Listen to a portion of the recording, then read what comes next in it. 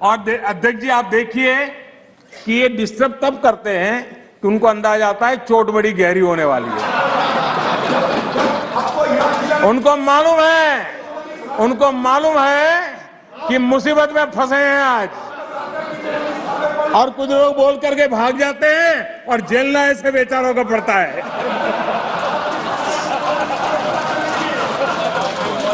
माननीय अध्यक्ष जी, कभी कभी मैं ये विषय बहुत प्यार से कह रहा हूं, नाराज मत हो जाना।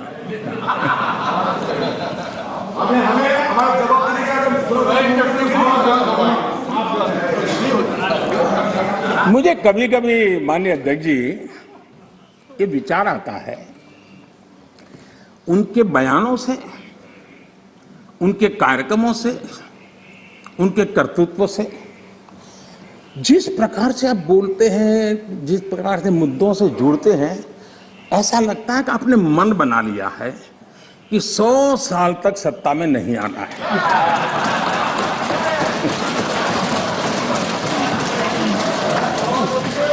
कोई ऐसा नहीं करता जी। थोड़ी सी भी आशा होती, थोड़ा सा भी लगता हाँ यार देश की जनता फिर से फुलहार करेगी, तो ऐसा नहीं करते जी। और इसलिए खैर अब आपने ही तय कर लिया है 100 साल के लिए, तो फिर मैंने भी तैयारी कर ली है।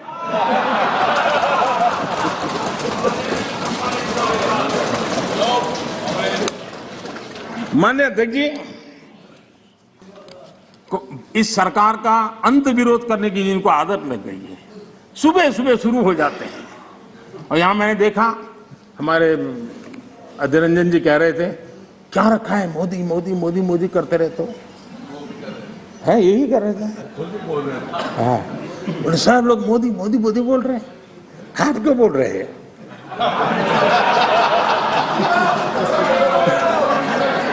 आप लोग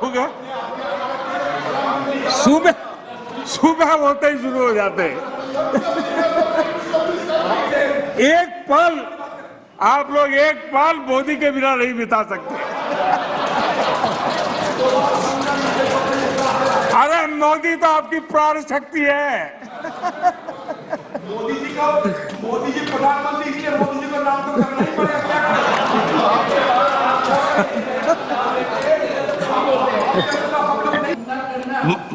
माननीय सदस्य प्लीज।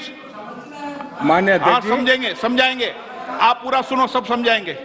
सदन में थोड़ी बहुत टोका टोकी तो आवश्यक होती है, जरा गर्मी रहती है, लेकिन जब सीमा के बाहर जाता है तो जरा लगता है कि हमारे साथी ऐसे हैं। माननीय अध्यक्ष जी, उनकी पार्टी के एक एमपी ने चर्चा की शुरुआत की थी और यहां से कुछ छोटा मोटा नोकझोंक चल रहा था, और मैं मेरे कमरे से स्क्रीन पे देख रहा था कि हमारे मंत्री प्रहलाद जी पीछे गए, सबको रोका, और वहां से चैलेंज आई कि अगर हमें रोकोगे तो तुम्हारे नेता का ये हाल करेंगे। क्या इसी का ये हो रहा है क्या? माननीय अध्यक्ष जी, दर्शन करने का मौका मिलेगा। माननीय अध्यक्ष जी,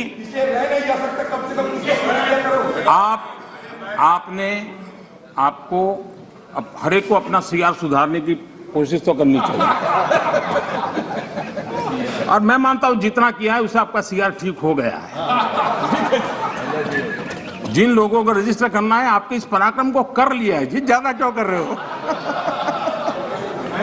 इस सत्र में तो कोई आपको नहीं निकालेगा, विश्वास करो। इस सत्र में आपको कोई निकालने का नहीं, मैं आपको गारंटी देता हूं।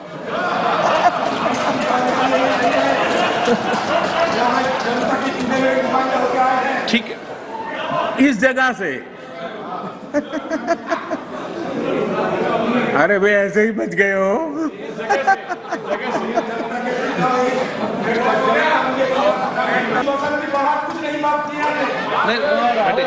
माननीय अध्यक्ष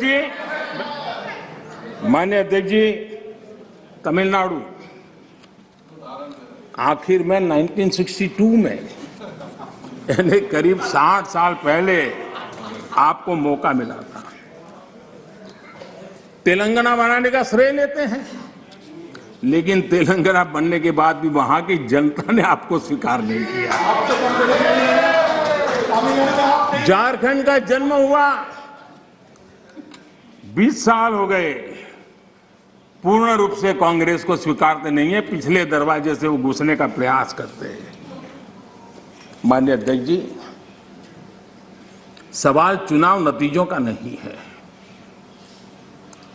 सवाल उन लोगों की नीयत का है, उनकी नेक दिली का है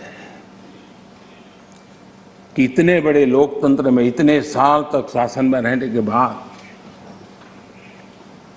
देश की जनता हमेशा हमेशा के लिए उनको क्यों नकार रही है। और जहां भी ठीक से लोगों ने राह पकड़ ली, दोबारा आपको प्रवेश करने नहीं दिया है। इतना सारा होने के बावजूद भी हम तो एक चुनाव हार जाए ना, महीनों तक न जाने इकोसिस्टम क्या क्या करती है। इतना सारा पराजय होने के बावजूद भी न आपका अहंकार जाता है, न आपकी इकोसिस्टम आपके अहंकार को जाने देती है।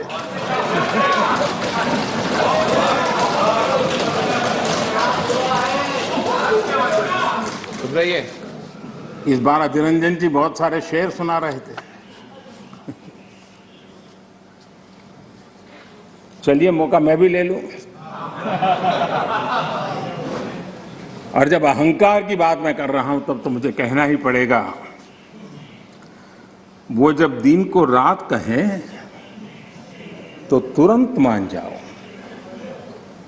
वो जब दिन को रात कहें तो तुरंत मान जाओ, नहीं मानोगे तो वो दिन में नकाब ओढ़ लेंगे।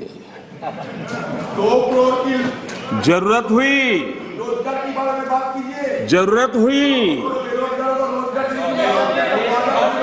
प्लीज